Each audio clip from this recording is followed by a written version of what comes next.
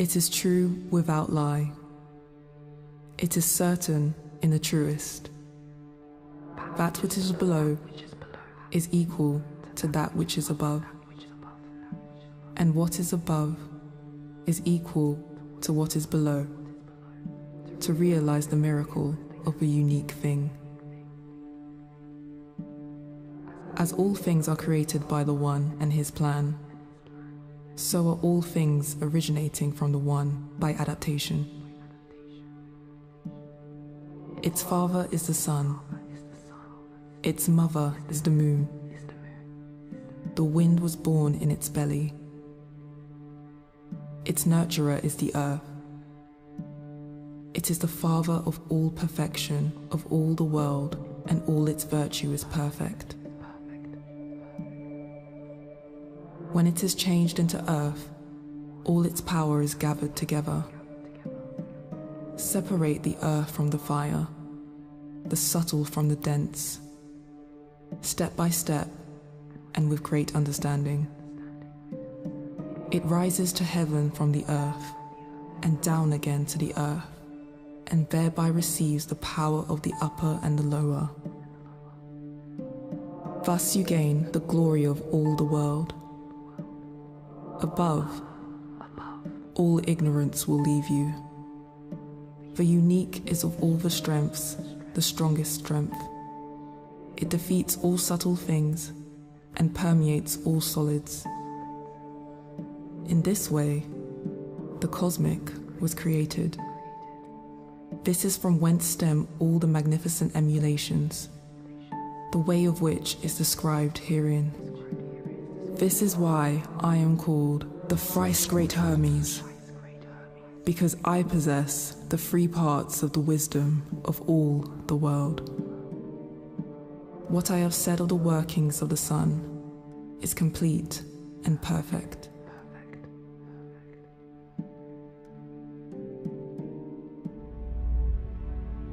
Though the Rosicrucians used the symbolic language of the alchemists, they did so not seeking to turn base metals into gold. Rather, they sought to broaden the human consciousness to responsibly participate in the evolution of culture. It is striking how the different symbolic images of the alchemists, from the metamorphosis of the elements to the imaginative experience contained therein, relate to the evolution of consciousness and that of the earth. It seems, therefore, that the alchemists supplied the law-governed process of the evolution of the inner soul to the outer world of the elements in accordance with the statement of the tabula. That which is below is equal to that which is above, and what is above is equal to what is below, to realize the miracle of a unique thing. On the left sun side, the qualities of Saturn and Mars. On the right moon side, the Venus and Jupiter qualities are concentrated. On the left side, Saturn, because of constriction, and Mars, because of the ego, stand for the heightened experience and understanding of the world through the intellect. In alchemical symbolism, this state of the soul is expressed as a dragon. On the right side, Jupiter and Venus, because of the absence of the consciously structuring qualities of Mars and Saturn, stand for the lack of structure and the one-sided devotion, Jupiter, and emotions, Venus, that arise from this side. Symbolically, this evokes the image of the snake. Therefore, these opposites, one the masculine and the other feminine, face each other in their one-sidedness as dragon and snake. The artisan must strive for the harmonization of the polar principles of this nature. Dragon and snake stand for the two polar principles of our consciousness, emotions that emerge from unclear thoughts and thoughts that emerge from emotions, create a constantly self-consuming and out of itself newly born reality of unreality, which determine life in its progression. The background of this image is sparse, but the unfolding flower points at further evolving possibilities outside the circle-bound movement. In its purity, the flower symbolizes an inner attitude in which the one-sided aspects are not denied, but, through the respective inclusion of the opposite poles, are harmonized.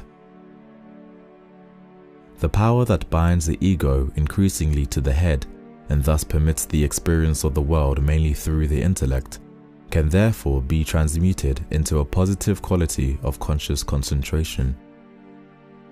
The power of this lack of structure, which leaves the soul to the emotions without limitation, we may therefore turn into conscious, loving devotion.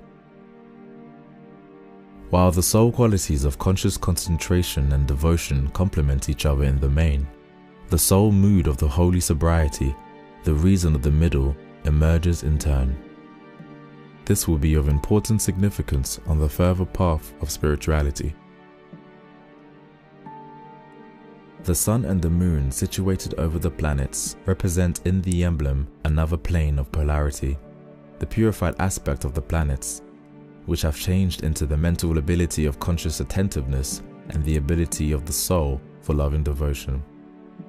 Together, they build the condition to bring forth the new person who will lead us to the next step of the Rosicrucian teachings, the intuitive experience of the macrocosmic equivalent. The birth of the new person as the prerequisite for the intuitive experience of the equivalent of macro and microcosm. This corresponds to the following lines. Its father is the sun. Its mother is the moon. The wind was born in its belly. The artisan, through the harmonization of the polarities, overcomes his common point of reference in the head, whereby he descends into the belly cavity, and, in the darkness and through experience, ascends as a new person and a child of Sophia, the begotten of wisdom. In the emblem of the emerald tablet, this process of rebirth is represented through the flowing together of the purified qualities of mind and soul, and thus bear the new person, Mercury, Hermes, showing that the planet sign Mercury is the only symbol that unites the qualities of the other planets that are expressed in the symbolic elements of bowl, circle, and cross. Thereby, Hermes harmonizes the polarity of male and female and becomes the androgynous messenger of heaven, who acts on the vertical plane of up and down, of heaven and earth, as the mediator. This picture symbolizes the next phase of the awakening process, the ascension into heaven. A blue eagle carries aloft the purified naked being, the synthesis of sun and moon.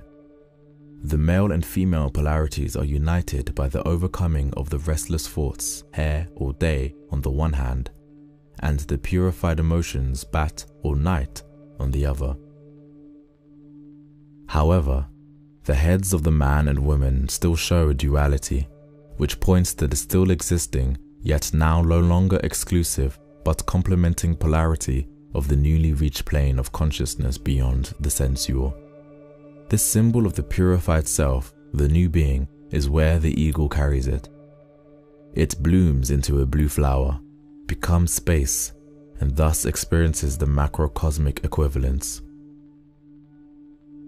For Rosicrucians, this is the sphere of the cosmic Virgin Sophia. The primordial face of the soul shines in its purified, wisdom-filled state in the star-spangled pure blue. In the emblem of the emerald tablet, this state of consciousness, the intuitive experience of the equivalence of the micro and macrocosm, is represented by a circle in the center of the image. We now recognize that what is depicted in the upper half of the emblem of the emerald tablet is the personal, spiritual path of the evolution of humanity, from the harmonization of the polar life of the soul, through the birth of the new person, to the heavenly ascension, the intuitive experience of the sphere of Sophia.